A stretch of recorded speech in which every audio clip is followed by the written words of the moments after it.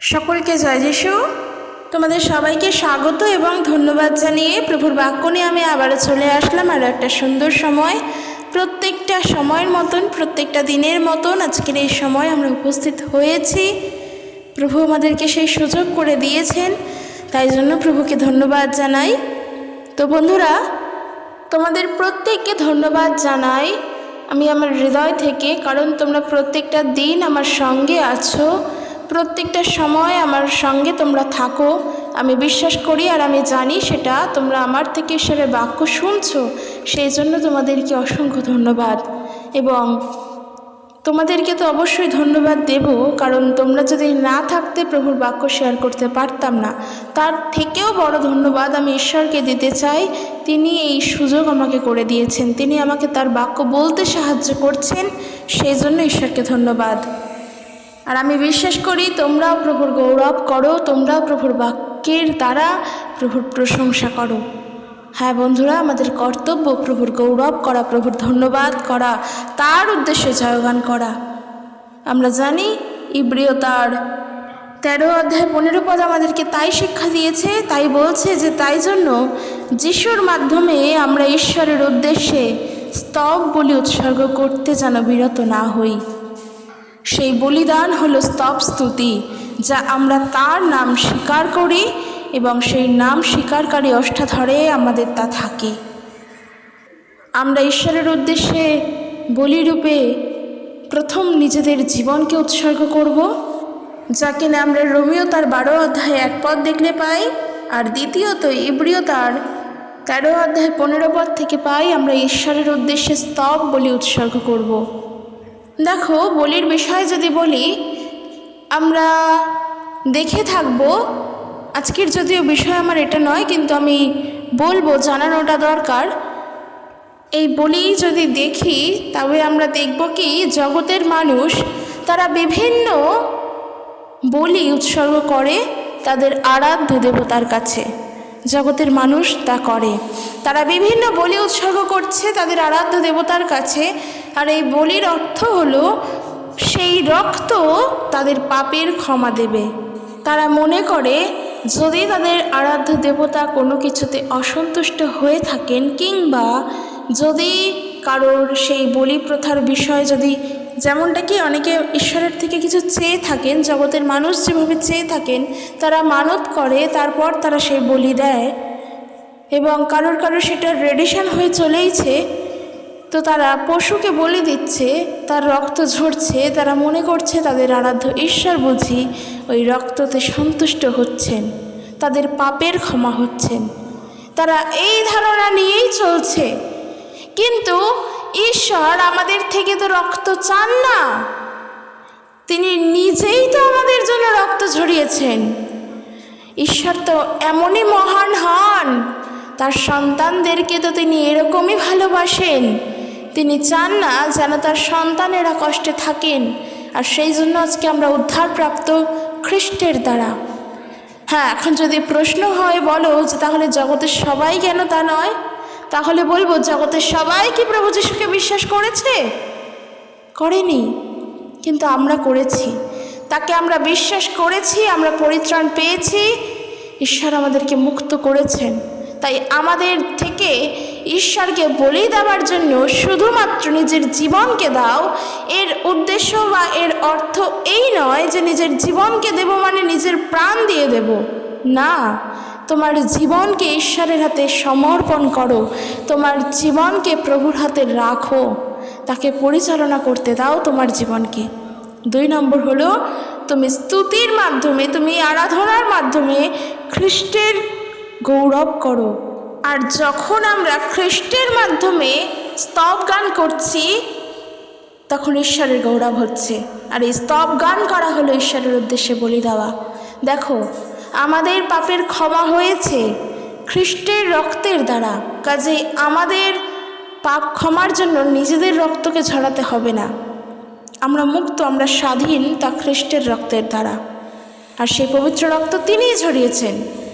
তাই মানুষ যে মনে করে বলি দিলে বোধহয় ঈশ্বর সন্তুষ্ট হন, কিংবা মনে করে যে বলি দেওয়াটা গুরুত্ব, জানি না তারা কি ধারণা নিয়ে বলে ঈশ্বর কখনো কারোর প্রাণ চান না, সেটা একটা মানুষই হোক কিংবা একজন প্রাণী হোক, কারোরই প্রাণ তিনি চান না। আমরা তো মানুষ, কেন আমরা বলি দেব? আমাদের জন্য তো একজনই বলি দিয়েছেন, তিনি বলি দিয়েছেন আর আমরা মুক্ত হয়েছি, কাজেই আর আমাদের ওই দিকে চিন্তা করতেই হবে না। তো বন্ধুরা, যেহেতু বললাম বলির বিষয় তাই জানালাম, কিন্তু আজ আমি যে বিষয় নিয়েছি তা হলো সন্দেহ। আজকের টপিকটা সম্পূর্ণ অন্যরকমই, সন্দেহ। দেখো, এইখানে একটা বিষয় বলি, প্রত্যেকটা সম্পর্ক, সেটা স্বামী স্ত্রী হোক, ভাই বোন হোক, বাবা মা হোক, কিংবা মায়ের সঙ্গে বাবার হোক, কিংবা মায়ের সঙ্গে মেয়ের হোক, ছেলের হোক, বাবার সঙ্গে মেয়ের হোক, ছেলের হোক, যেই হোক, প্রত্যেকটা সম্পর্কের ভিত হলো বিশ্বাস, সবাই জানি। কিন্তু সেই বিশ্বাসের মধ্যেই যদি সন্দেহ এসে প্রবেশ করে, সেই সম্পর্ক আস্তে আস্তে আস্তে আস্তে নড়বড়ে হতে শুরু করে। বলবো না শেষ হয়ে যায়, একেবারে নয়, শেষ পুরোপুরি হয়ে যায় না, সম্পর্ক থাকে, কিন্তু সেই সম্পর্ক নষ্ট হতে শুরু করে, খারাপ হতে শুরু করে। হ্যাঁ, শেষ পর্যন্ত তা শেষই হয়ে যায়। এই সন্দেহ এতই মারাত্মক। ঠিক একইভাবে ঈশ্বরের সঙ্গে তোমার সম্পর্কে যদি সন্দেহ প্রবেশ করে, তবে ঈশ্বরের সঙ্গে তোমার সম্পর্কও কিন্তু নষ্ট হয়ে যাবে। আর এই যে সন্দেহ প্রবেশ করা মানে তোমার জীবনে প্রলোভন আসলো, আর তুমি যদি সন্দেহ করতে করতে প্রলোভনে পা দিয়ে ফেলো, তার মানে বুঝে নেবে তুমি ঈশ্বরের থেকে বহু দূরে চলে যাচ্ছ। কারণ খ্রিস্টের কাছে কোনো সন্দেহ চলে না, খ্রিস্টের কাছে এতটুকু নিয়েও সন্দেহ চলে না। কারণ সন্দেহ মানুষের জীবনকে যেভাবে শেষ করে, তেমনি মানুষের সম্পর্ককে নষ্ট করে। আজকের ঈশ্বরকে আমি বিশ্বাস করি, প্রভু যিশুকে আমি বিশ্বাস করি, কিন্তু ওই যে আমার সমস্যার সময় যদি আমি বিশ্বাসকে সরিয়ে রেখে সন্দেহ শুরু করি খ্রিস্টের প্রতি, তার মানে তো তুমি আস্তে আস্তে খ্রিস্টকে সন্দেহ করতেই শুরু করবে। তখন তো তার কোনো কিছুতেই তোমার আর ভরসা হবে না, তার বাক্যকেও তুমি বিশ্বাস করবে না, তিনি যে তোমার সঙ্গে আছেন তুমি তাও বিশ্বাস করবে না। আস্তে আস্তে প্রভুকেই তুমি সরিয়ে দেবে। আমরা যদি দেখি যাকবের পত্র তার 1 অধ্যায় 6 পদ, সেখানে এরূপ বলা হয়েছে, কিন্তু ঈশ্বরের কাছে চাইতে হলে কোনো রকম সন্দেহ না রেখে সম্পূর্ণ বিশ্বাসের সঙ্গেই তা চাইতে হবে, কারণ যে সন্দেহ করে সে ঝোড়ো হাওয়ায় আলোড়িত উত্তাল সমুদ্র তরঙ্গের মতো। আর এই প্রকার লোকেরা দুই মনের মানুষ, প্রত্যেকটি কাজেই তারা চঞ্চল এবং অস্থির। এমন লোকের মনে করা উচিত নয় যে প্রভুর কাছে সে কিছু পাবে। যে সন্দেহ করবে, যে খ্রিস্টকে সন্দেহ করবে, তার কোনো কিছু আশাই করা উচিত নয় যে খ্রিস্টের কাছে সে কিছু পাবে। কারণ ওই যে বললাম, খ্রিস্ট এত চঞ্চল নন, তিনি এত অস্থির নন, তিনি শান্ত, তিনি নম্র। তার কাছে যে থাকবে তাকে সেই মতন করে চলতে হবে, শান্ততার সঙ্গে, নম্রতার সঙ্গে। সেখানে অস্থিরতার কোনো স্থানই নেই, বিশ্বাসের সঙ্গে সন্দেহের কোনো স্থান নেই। বলছে যে যখন ঈশ্বরের কাছে কিছু চাইছো, কোনো রকম সন্দেহ রেখে চেও না। হ্যাঁ, আমরা তাই করি। একবার সত্যি কথা বলো তো, যে নিজের হৃদয় থেকে সত্যভাবে বিশ্বাস করে তুমি প্রভুর থেকে সবসময় সব কিছু চাইতে পারো কি না? পারি না। সন্দেহ একটু হলেও চলে আসে। যদি সেখানে জীবনের প্রশ্ন থাকে তবে তো কোনো কথাই নেই। আমি উদাহরণস্বরূপ বলি একটু, ধরো আজ তোমার একজন ভালো জীবনসঙ্গীর দরকার, তুমি প্রার্থনা করছো, তুমি সঠিক মানুষকে চাইছো যে তোমার জন্য একেবারে সঠিক এবং উপযুক্ত। তুমি প্রার্থনা করছো, তুমি জানো প্রভু যিশু তোমাকে তা দেবেন, কিন্তু যখন তুমি প্রার্থনা করো তখন তুমি এইভাবে প্রার্থনা করছো যে প্রভু তুমি আমার জন্য সঠিক মানুষকে দাও, আমি বিশ্বাস করি তুমি তা দেবে। কিন্তু সে সত্যি সঠিক হবে তো? আবার তুমি যাকে পাঠাবে তার মধ্যে এতটুকুনি কোনো কিছু ভুল থাকবে না তো? এই যে সন্দেহ, তোমার জীবনে সন্দেহ আসছে মানে প্রভুকে তুমি সন্দেহ করছো, তুমি নিজের ঈশ্বরকে সন্দেহ করছো, তাহলে তুমি বাবা মাকে কি করে বিশ্বাস করবে? সন্দেহ মানুষের জীবনে অনেক রকমের প্রলোভন নিয়ে আসে। ঈশ্বরের বাক্য তাই বলছে যে কিন্তু ঈশ্বরের কাছে চাইতে হলে কোনো রকমের সন্দেহ না রেখে সম্পূর্ণ বিশ্বাসের সঙ্গেই তা চাইতে হবে। কারণ যে ব্যক্তি সন্দেহ করে সে ঝোড়ো হাওয়ার মতো, উত্থাল সমুদ্র তরঙ্গের মতো, যারা অস্থির, যাদের মন চঞ্চল, তারা স্থিরতা নেই, তাদের ঈশ্বরের উপরে বিশ্বাস নেই, তাদের ঈশ্বরের উপরে ভরসা নেই। জগতের মানুষ বলে জীবনে দাঁড়াতে গেলে শুধুমাত্র ঈশ্বরের উপরে ভরসা রেখে দাঁড়ানো যায় না। আমি তাদের উদ্দেশ্যে বলবো যে তাদের ঈশ্বরের উপরে সম্পূর্ণ বিশ্বাস নেই। একটা উদাহরণস্বরূপ বলি, গতকালই আমার সঙ্গে একজনের কথা হচ্ছিল, তাকে আমি একটি বিষয় নিয়ে বলছিলাম, সে আমাকে বলছিল আর আমিও তাকে বলছিলাম। আমি বলছিলাম যে আমার ঈশ্বরের উপরে আমার সম্পূর্ণ বিশ্বাস আছে, আমি জানি আমার ঈশ্বর আমার সঙ্গে তার সময় অনুযায়ী কাজ করবেন, তাই ওই জিনিসটি যখন তিনি আমাকে দেবেন তখনই আমার জীবনে ঘটবে। তাকে আমি এই কথাটি বলেছি, আর তার প্রত্যুত্তর তিনি আমাকে কি বলেছেন যে আপনার ধারণা সম্পূর্ণ ভুল। কেন? কারণ আমাদের যদি কিছু চাইতেই হয় আমরা ঈশ্বরের কাছে চাইব, এবং যেটা আমার প্রয়োজন সেটা আমরা ঈশ্বরের থেকে ছিনিয়ে নেব। আপনি যেই ধারণা নিয়ে আছেন সেটা ভুল। উনি আমাকে উত্তর দিলেন। দেখো বন্ধুরা, সত্যি কথা এই বিষয়টা বললাম, এই জিনিসটা কালকেই আমার হয়েছে। এখানে একটা বিষয় বলি, আমার যেটা প্রয়োজন, আমার যা দরকার তা তো আমার ঈশ্বর জানেন, আর আমার বিশ্বাস সম্পূর্ণভাবে তার উপর। এই এক কোণাকে একটি পাথরের কণা, একটা ছোট্ট নুনের কণার মতো সন্দেহ আমার সেখানে নেই, কারণ আমি ঈশ্বরের উপরে সম্পূর্ণ বিশ্বাস করতে জানি। আর আমি এটা জানি আমার ঈশ্বর আমার জন্য যা করবেন সঠিক করবেন। কারণ তোমার জন্য সবথেকে বেশি যদি কেউ চিন্তা করে থাকেন তাহলে তা হলো ঈশ্বর। তাহলে তুমি কেন তার উপরে সন্দেহ করবে? আজকে 5 জনের সঙ্গে বসে প্রভু যিশুর নাম তুমি প্রচার করছো, 5 জনের সঙ্গে বসে প্রভু যিশুর কথা শেয়ার করছো, একে অপর সঙ্গে বলছো, তারা তোমাকে বলছে, তারা তাদের মতামত পেশন করছে, তুমি তোমার মতামত পেশন করছো, এবং তোমরা সবাই মিলে প্রভুর উদ্দেশ্যেই গৌরব করছো। কিন্তু যখন তুমি তোমার নিজের বাড়ির দিকে ফিরে আসছো ওই মিটিং ছেড়ে, তখন তোমার মনে হচ্ছে যে সত্যি প্রভু যিশু এটা করেছিলেন, সত্যি কি বললো ওরা প্রভু যিশুর সম্পর্কে যেটা বললো সেটা কি ঠিক? এই যে এই ধারণাগুলো আসছে, এগুলোই তো সন্দেহ। ঈশ্বরের বাক্য নিয়ে যখন আমাদের সন্দেহ মনে প্রবেশ করে, যদি মনে করো যে বাইবেলে যা লেখা আছে সবই কি সত্য নাকি, মানুষ তো নিজের মতন করেও কত কিছু লেখে, এই যে এই ধারণাগুলো, এগুলোই তো সন্দেহ। প্রলোভন আমাদের জীবনে এইভাবেই আসে, আর আমরা যখন সেই প্রলোভনের দ্বারাই চালিত হই তখনই তো আমরা ভুল পথে চলছি, পাপের পথে চলছি।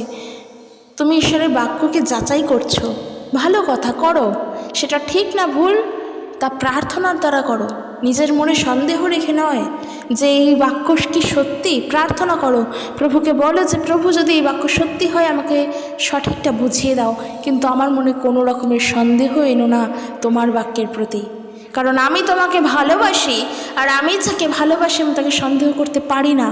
আমরা ঈশ্বরকে ভালোবাসি, তিনি আমাদের সবথেকে গুরুত্বপূর্ণ এবং তিনি আমাদের জীবনের জন্য প্রধান। কাজে কোনো সময়ের জন্য আমরা তাকে সন্দেহ করতে পারবো না। মানুষের জীবনের সঙ্গে সন্দেহ খুব খুব চালাকভাবে কাজ করে, খুব গভীরভাবে কাজ করে। কোন জিনিসটার প্রতি আজকের মানুষের সন্দেহ নেই বলো তো? সবার প্রতি আছে, সেটা যে কোনো বিষয়ের প্রতি হোক। মানুষের সঙ্গে সন্দেহ, এতটুকুনি বিশ্বাস মানুষ আর একজন মানুষকে করতে পারে না, সেখানেও সন্দেহ চলে এসেছে। আর সেই জায়গায় দাঁড়িয়ে তুমি অদৃশ্য ঈশ্বরের উপরে বিশ্বাসকে ধরে রাখবে সন্দেহ ছাড়া, তা কতটা কঠিন, সত্যি কতটা কঠিন। কিন্তু এটা কঠিন হলেও এটাই সত্য।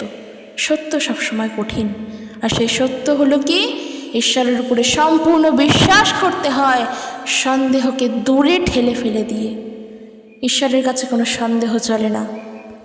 উদাহরণস্বরূপ যদি আমরা দেখি মার্ক লিখিত সুসমাচার তার 11 অধ্যায় 22 পদ থেকে, সেখানে আমরা দেখব, আর এই বিষয়টা আমরা সবাই জানি, অনেকে জানিও, কিন্তু তাও আমরা দেখব। এখানে বলছে, তখন যিশু বললেন, তার আগে অনেক ঘটনা রয়েছে তাই বলছে যে তখন যিশু বললেন, ঈশ্বরে বিশ্বাস রাখো, আমি তোমাদের সত্যি বলছি, কেউ যদি ওই পাহাড়কে বলে উপরে যাও এবং সমুদ্রে গিয়ে পড়ো, আর তার মনে যদি কোনো সন্দেহ না থাকে এবং সে যদি বিশ্বাস করে যে সে যা বলছে তা হবে, তাহলে ঈশ্বর তার জন্য তাই করবেন।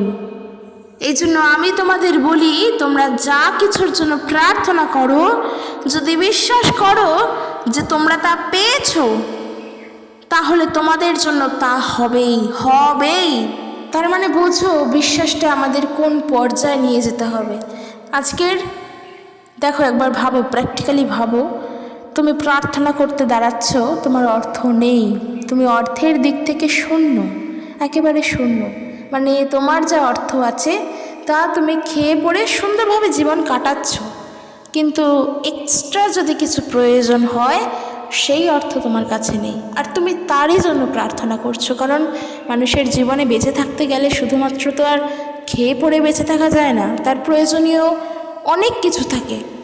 চাহিদা বলবো না, যেটা প্রয়োজন সেটা প্রয়োজনীয় অনেক বিষয় থাকে, আর সেই জায়গা থেকে তুমি শূন্য, সম্পূর্ণভাবে শূন্য। সম্পূর্ণ এই বিষয়টা কিন্তু প্র্যাকটিক্যাল, এটা আমাদের সঙ্গে হয়। আমরা যে সবাই কোটি কোটি টাকার মালিক তা নয়। ঈশ্বর আমাদের যতটুকু দিয়েছেন তাতে আমরা খেয়ে পড়ে সুন্দরভাবে বেঁচে আছি, কিন্তু তারপরেও আমাদের যা প্রয়োজন সেই প্রয়োজনটা আর মেটাতে পারছি না, কারণ সেই সামর্থ্যটা আমাদের নেই। ঠিক আছে, সেই দিক থেকে দাঁড়িয়ে তুমি শূন্য, আর তুমি প্রার্থনা করতে দাঁড়িয়েছ যেন প্রভু তোমাকে সাহায্য করেন। ঠিক আছে, এইবার দেখো, তুমি যেখানে দাঁড়িয়ে শূন্য, তখন তুমি প্রার্থনা করছো আর প্রভুর কাছে বলছো, প্রভু তুমি আমাকে সাহায্য করো, আমি জানি তুমি আমাকে দেবে। এই যে কথাটা বলছো, আমি জানি তুমি আমাকে দেবে। তোমার চিন্তা আছে মাথায় কোথা থেকে আসবে, কিভাবে আসবে, আদেও তুমি পাবে কিনা সহজে, এই সব কিছু চিন্তা কিন্তু আছে। কারণ তুমি জানো প্রভুর কাছে যখন বলছো প্রভু তোমাকে দেবে, সঙ্গে সঙ্গে তুমি পাবে না, কারণ তোমার ঈশ্বরের উপরে বিশ্বাস আছে। আর ঈশ্বরের বাক্য বলছে, যখন তুমি প্রার্থনা করছো, তুমি যেটা চাইছো, তুমি যদি মনে করো সেটা তুমি পেয়ে গিয়েছো, তাহলে তা তোমার জন্য হবেই। সত্যি এটা কতটা গভীর। আমি প্রার্থনা করছি, আমার অর্থের দরকার, আমার অর্থ নেই। ঈশ্বরের বাক্য বলছে তুমি ভেবে নাও তুমি অর্থ পেয়ে গিয়েছো। মানে তোমার মনের কথা, তোমার কষ্টের কথা, তোমার মুখের কথা একবার যদি তুমি ঈশ্বরের কানে দাও, প্রার্থনার দ্বারা তুমি বুঝে নাও ঈশ্বর তোমাকে তা দিয়ে দিয়েছেন। কতটা গভীর বিশ্বাস না হলে মানুষ এই জিনিসগুলো বোঝে না, সত্যিই বোঝে না। যারা আজকে সামান্যভাবে ঈশ্বরকে বিশ্বাস করে, তাদের কাছে গিয়ে এই বিষয়গুলো বলো, তারা বুঝবেই না। তারা তখন তোমাকে সাধু সন্ন্যাসী বলে হয়তো উপাখ্যান করবে, কিন্তু তারা এটা বুঝবে না যে ঈশ্বরের প্রতি কতটা বিশ্বাস করতে হয় সন্দেহ ছাড়া। কিন্তু আজকের কেউ যদি প্রার্থনা করে যে প্রভু আমার অর্থের প্রয়োজন, তুমি আমাকে দাও, আমি জানি তুমি আমাকে দেবে, কিন্তু কোথা থেকে আসবে সেটা আমি জানি না, সেটা তুমি জানো, কিন্তু আদৌ কি আসবে, এই যদি কথা থাকে তাহলে বলবো তার মধ্যে সন্দেহ রয়েছে। আর এই সন্দেহ যদি নিয়ে সে কিছু চায় ঈশ্বরের কাছে, তবে ঈশ্বরের বাক্য বলছে সে কোনোদিনও সেটা পাবে না। এত সস্তা আমাদের ঈশ্বর নন যে তুমি সন্দেহ করছো প্রভুকে আর তুমি আশায় বসে আছো ঈশ্বর তোমাকে সাহায্য করবেন। অনেকে আমরা বলি আমরা প্রার্থনায় উত্তর পাই না কেন, এই একটা প্রধান কারণ যে আমরা ঈশ্বরের কাছে চাই ঠিকই, আমরা সন্দেহের সঙ্গে চাই, সম্পূর্ণ বিশ্বাসের সঙ্গে চাই না। আজকে আমার বাড়িতে একজন অসুস্থ হয়ে পড়ে রয়েছে, আমি প্রার্থনা করছি, কিন্তু আমার মনে সন্দেহ রয়ে গিয়েছে যে ডাক্তার বলেছে উনি সুস্থ হতে সময় লাগবে, তাড়াতাড়ি শীঘ্রই সুস্থ হবে না। আর আমি প্রার্থনা করছি প্রভু তাকে তুমি তাড়াতাড়ি সুস্থ করে দাও, মুখে বলছি, অথচ আমার মনে মনে আমি তো জানি ডাক্তার আমাকে কি বলেছে। তোমরা এটা জানো না যে তোমাদের মুখে বলার আগের থেকেই ঈশ্বর তোমার মনের কথা জানেন। তুমি মন থেকে যা ঈশ্বরের কাছে প্রকাশ করছো, তার থেকেও বড় বিষয় ঈশ্বর যেটা শুনতে পাচ্ছেন তা হলো তুমি সত্যি সত্যি মনে কি ভাবছো। মন থেকে প্রকাশ করছো মুখে, আর মুখ থেকে তা নির্গত হচ্ছে, কিন্তু তুমি মনে কি ভাবছো তা ঈশ্বর অলরেডি শুনেছেন। কাজে বিশ্বাসটা রাখো নিজের হৃদয়ে, সম্পূর্ণভাবে, এতটুকুনিও যেন সেখানে সন্দেহ প্রবেশ না করে। কারণ সন্দেহ প্রবেশ করছে মানে খ্রিস্টীয় জীবনের ভিত আস্তে আস্তে নড়বড়ে হতে শুরু করেছে, এটা জানবে। যদি আমরা মথিলিখিত সুসমাচার তার 11 অধ্যায় 4 পদ থেকে দেখি, সেখানে প্রভু যিশুর কিছু শিক্ষা আছে এবং যখন তার সঙ্গে প্রভু যিশুর কিছু বিষয় রয়েছে। আমরা অত গভীরে যাব না, আমরা 4 পদ থেকে দেখব। তবে হ্যাঁ, এখানে তার আগে কিন্তু অনেক ঘটনা রয়েছে, সেই জন্য এরকম করে শুরু হয়েছে যে এর উত্তরে যিশু তাদের বললেন। কিসের উত্তর? তার প্রশ্ন কিন্তু 3 পদে 2 পদে আছে, ওই জায়গা সম্পূর্ণ পড়লে তবেই আমরা বুঝব, মাঝখান থেকে পড়লে কখনোই বুঝবো না। তাই জন্য 4 পদে বলছে যে এর উত্তরে যিশু তাদের বললেন, তোমরা যা শুনছো দেখছো, যোহনকে গিয়ে তা বলো। অন্ধেরা দৃষ্টিশক্তি পাচ্ছে, খোঁড়ারা হাঁটছে, কুষ্ঠরোগীরা আরোগ্য লাভ করছে, কানে কালা যারা বধির, যারা শুনতে পায় না তারা শুনতে পাচ্ছে, মরা মানুষ জীবিত হয়ে উঠছে, আর দরিদ্র লোকেদের কাছে সুসমাচার প্রচার করা হচ্ছে। 6 পদ হলো আমার মেন পদ। ধন্য সেই লোক যারা আমাকে গ্রহণ করতে কোনো সন্দেহ করে না। অর্থাৎ বলছে ধন্য সেই লোক আমাকে গ্রহণ করতে যার মনে যার কোনো বাধা নেই। যীশু খ্রিস্টকে নিজের জীবনে সাদরে আমন্ত্রণ জানাও, একেবারে ছোট্ট একটা বাচ্চা শিশুর মতো। দেখবে একদম ছোট্ট শিশুরা যাকে দেখে তাকেই আপন করে নিতে জানে, সে তোর বাবা হোক না হোক, মা হোক, বা সে নিজের আত্মীয় নাই হোক, অন্য কেউ হলেও ছোট্ট বাচ্চারা কিন্তু সহজে মিশতে জানে মানুষের সঙ্গে, তারা মানুষের সঙ্গে খেলতে জানে, সবাইকে আপন করে নিতে জানে। আমরা যদি সত্যি আজকে খ্রিস্টের পথে চলতে চাই, ঈশ্বরের সন্তান হই, ঈশ্বরের চাইল্ড হই, ঈশ্বরের সন্তান ছোট্ট শিশু হই, তবে আমাদেরও উচিত সহজে তাকে আমন্ত্রণ জানানো নিজের জীবনে। সেখানে খ্রিস্ট আমাদের জন্য প্রধান এবং প্রথম। তাকে নিজের জীবনে সর্বপ্রথম সাদরে আমন্ত্রণ জানাও, তাকে আসতে বলো তোমার হৃদয়ে, তাকে বসবাস করতে বলো তোমার অন্তরে, পবিত্র আত্মাকে তোমার হৃদয়ে বসবাস করার জন্য স্থান করে দাও।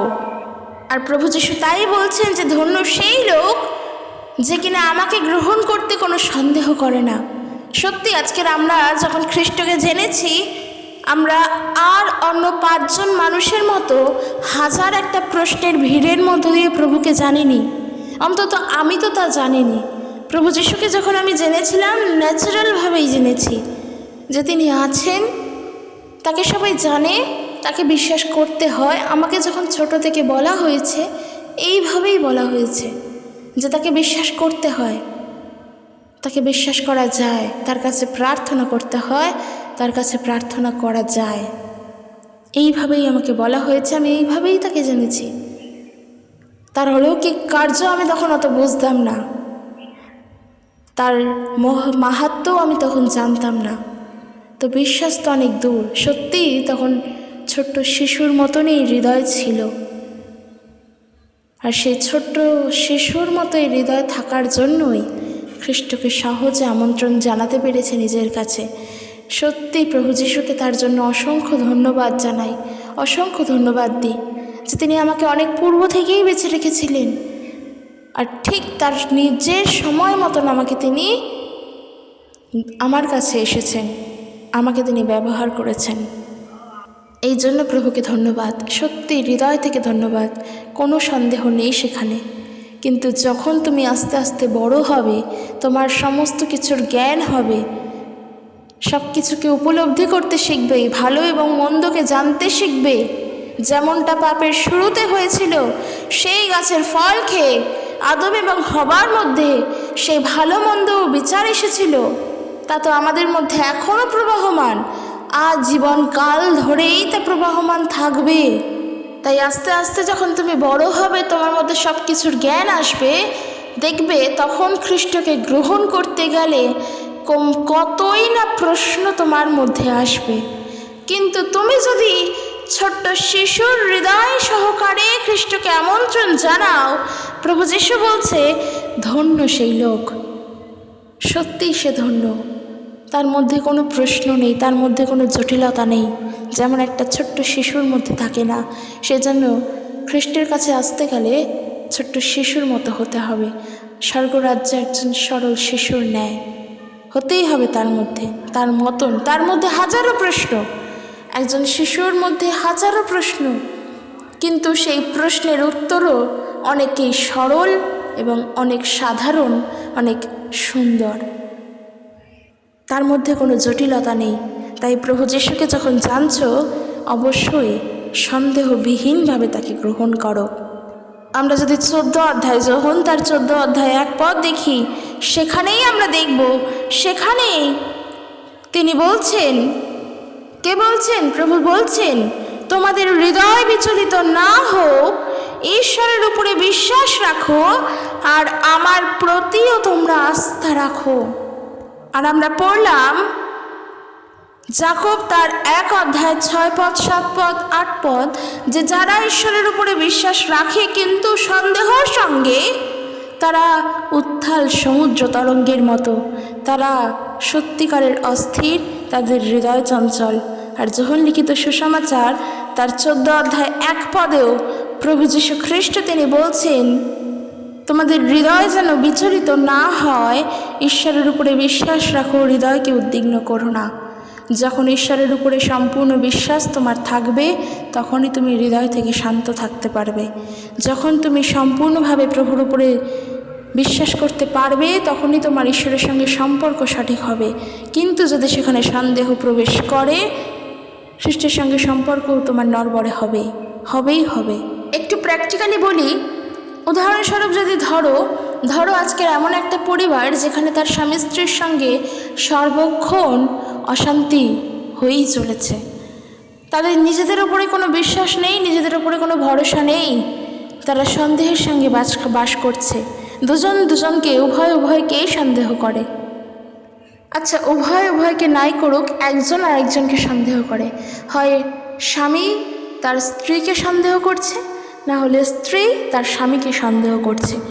সন্দেহ করেই সেই পরিবারে কখনো শান্তি বজায় থাকে না, সেই পরিবারে কখনো বিশ্বাস থাকে না, সেই পরিবার কখনো শান্ততার নয়। সবসময় সেখানে গোলযোগ, গণ্ডগোল লেগেই রয়েছে, সবসময় সেখানে শয়তানের কাজ চলছে, সব সময় সেখানে প্রলোভন আসছে। সেই পরিবার কখনো শান্তিতে বসবাস করতে জানে না, কারণ তারা নিজেদের মধ্যে বিশ্বাস করতে জানে না, তারা সন্দেহ করতে জানে। তা তুমি বলো, আজকে সেই পরিবারের কাছে গিয়ে যদি ঈশ্বরের কথা প্রচার করতে যাও, সে কি শুনবে? কখনো শুনবে না। কারণ আমাদের ঈশ্বর গোলযোগের ঈশ্বর নন, তিনি শান্তির ঈশ্বর, তিনি শান্তিতে আছেন, তিনি গোলযোগের মধ্যে নয়। আর আজকের ওই গোলযোগের মধ্যে কি তুমি ঈশ্বরের নাম প্রচার করতে যাচ্ছ, তারা বলবে কি হবে, নিজেদের জীবনেই শান্তি নেই, সেখানে ঈশ্বরের কথা শুনে আমার কি হবে, কত ধৈর্য ধরবো তার ওপর, এই সমস্ত প্রশ্ন করবে। সত্য থেকে তারা দূরে সরে আসবে, কারণ তারা প্রলোভনের মধ্যে রয়েছে, তারা শুনতে চাইছে না প্রভুর কথা, শুনতে চাইলেও তাদেরকে শুনতে দেওয়া হচ্ছে না, কারণ তাদের মধ্যে নানা প্রশ্ন, নানা সন্দেহ প্রবেশ করানো হচ্ছে। আর এই কাজ কখনো ঈশ্বর করেন না। ঈশ্বরের থেকে সবসময় ভালো জিনিসটা আসে, তা হলো শান্তি, তা হলো বিশ্বাস, তা হলো প্রেম, তা হলো ভালোবাসা, তা হলো স্নেহ, তা হলো সত্য, তা হলো ধৈর্য। এই সব কিছু ঈশ্বরের থেকে আসে, কিন্তু এর বিপরীতে যা যা আছে সেই সব কিছু কখনোর জন্য ঈশ্বরের থেকে আসে না, তা দিয়াবল থেকে আসে। কারণ যে ঈশ্বরের নয় সে দিয়াবলের, যে ঈশ্বরের সন্তান নয় সে দিয়াবলের সন্তান। আজকে তুমি হচ্ছে ঈশ্বরের সন্তান কারণ খ্রিস্টকে জানো, কিন্তু তোমার পরিবার যদি খ্রিস্টকে না জানে, সে দিয়াবলের সন্তান, দিয়াবলের পথে চলে। সে অতি সহজে মানুষকে সন্দেহ করতে জানে, সে বিশ্বাস করতে জানে না। তাই বন্ধুরা, ঈশ্বরের সন্তান হয়ে কখনো ঈশ্বরকে আমরা সন্দেহ করতে পারবো না, তাহলে আমরা অনেক বড় ভুল করছি। তাই প্রার্থনা করছো যদি কোনো বিষয়ের জন্য, প্রার্থনাই করো বিশ্বাসের সঙ্গে, যে তুমি মুখে বলছো যে হ্যাঁ প্রভু আমি জানি তুমি দেবে, আর তুমি হৃদয়েও তা বলছো যে হ্যাঁ আমি হৃদয় থেকে তা বিশ্বাস করি তুমি আমাকে তা দেবে। এইভাবে প্রার্থনা করো, দেখবে অদ্ভুত শান্তি নেমে আসবে জীবনে। এই শান্তি কোটি টাকা ডলার দিয়েও কেনা যাবে না, ঈশ্বরের কাছে যে শান্তি তোমার আছে। আমরা মানুষের থেকে শান্তি পাই, সেই শান্তি আমরা হারিয়েও ফেলি। হ্যাঁ, কোনো কোনো মানুষের কাছে গেলে হয়তো আমরা হৃদয় থেকে শান্ত হতে জানি, কিন্তু সেই শান্তি আমাদের সঙ্গে চিরকাল থাকে না, আমরা তা নিজেদের জীবন থেকে হারিয়েও ফেলি। তবে ঈশ্বরের কাছ থেকে যে শান্তি তুমি পাবে তা তোমার জীবন থেকে কোনো দিনের জন্য হারাবে না, কারণ তা তুমি ঈশ্বর থেকে পাচ্ছ। আর এই শান্তি তখন আসবে যখন তুমি সম্পূর্ণভাবে ঈশ্বরকে বিশ্বাস করতে জানবে। সেই জন্যই তো আমরা জানি যখন তার 14 অধ্যায় 27 পদ প্রভু যিশু বলছেন, শান্তি আমি তোমাদের কাছে রেখে যাচ্ছি, আমার নিজের শান্তি আমি তোমাদের দিচ্ছি। জগৎ সংসার যেভাবে শান্তি দেয় আমি সেইভাবে তা দিচ্ছি না। তাই জন্য তোমাদের অন্তর উদ্বিগ্ন অথবা শঙ্কিত না হোক। বারবার বলছে আমাদের হৃদয় যেন বিচলিত না হোক, হৃদয় যেন উদ্বিগ্ন না হয়। হৃদয়কে শান্ত করো, হৃদয়কে শান্তিতে রাখো। আর আমরা দেখলাম যাকব পুস্তক তার 1 অধ্যায় 6 পদ 7 পদে যে যারা ঈশ্বরের থেকে বিশ্বাসের সঙ্গে চায় না, সন্দেহ সঙ্গে চায়, তারা সমুদ্র তরঙ্গের মতো, উত্থাল সমুদ্র তরঙ্গের মতো, যাদের মন অস্থির, মন চঞ্চল। সেই কারণে আমরা যদি মার্ক তার 11 অধ্যায় 22 পদ থেকে যেমনটা পড়লাম তেমনটা যদি দেখি, সেখানে প্রভু বলছেন 24 পদে, এই জন্য আমি তোমাদের বলি, তোমরা যা কিছুর জন্য প্রার্থনা করো তা যদি বিশ্বাসের সঙ্গে করো যে তোমরা তা পেয়ে গিয়েছো, তাহলে তোমাদেরকে তা দেওয়া হবেই। মানে ঈশ্বরের উপরে বা খ্রিস্টের উপরে তোমার এইটুখানিও সন্দেহ নেই যে প্রভু তোমাকে তা দেবেন না যা তুমি চাইছো। কিন্তু আমরা কতই না বলি যে সারা জীবন ধরে প্রার্থনা করেই চলেছি, উত্তর আর পেলাম না বলে আমরা প্রভুকে ত্যাগ করে দিই, বলে আমরা প্রভুর উপরে দোষারোপ করি, এই বলে আমরা প্রভুর উপরে নিজের সন্দেহকে আরও বেশি করে বাড়িয়ে তুলি।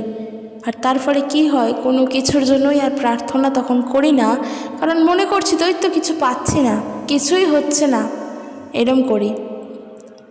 তবে যদি বলো যে না তোমরা বিশ্বাসের সঙ্গেও প্রার্থনা করো তারপরেও পাও না, তাহলে বলবো যে হ্যাঁ, তোমরা হয়তো বিশ্বাসের সঙ্গেই প্রার্থনা করছো, কিন্তু তারপর যখন তুমি তোমার জীবনটাতে চলছো, সারাটাক্ষণ ধরে তো আর প্রার্থনা করছো না। হাজার মানুষের সঙ্গে তোমার পরিচয় হয়, কথা বলো, তোমার প্রতিবেশীর সঙ্গে বলো, যারা কিনা খ্রিস্টকে জানে না তেমন মানুষের সঙ্গেও তোমার অনেক ভালো সম্পর্ক। যখন এইভাবে জীবনে চলছো প্রার্থনা করার পরও, তখন তাদের উপরেই বেশি ভরসা করছো। তুমি যে প্রার্থনা করলে তোমার বিশ্বাসের সঙ্গে সন্দেহকে না রেখে তুমি সেই কথাকে ভুলেই গেলে, আবার যখন করতে বসলে তখন আবার মনে পড়লো। কিন্তু যখন সারাটা দিন ধরে চলছো, তখন তোমার একবারের জন্য আর মনে পড়ছে না যে প্রভুর কাছে তুমি বলেছো, প্রভু আমি তোমাকে বিশ্বাস করি, তাই আমার সম্পূর্ণ বিশ্বাস তোমার উপর আছে।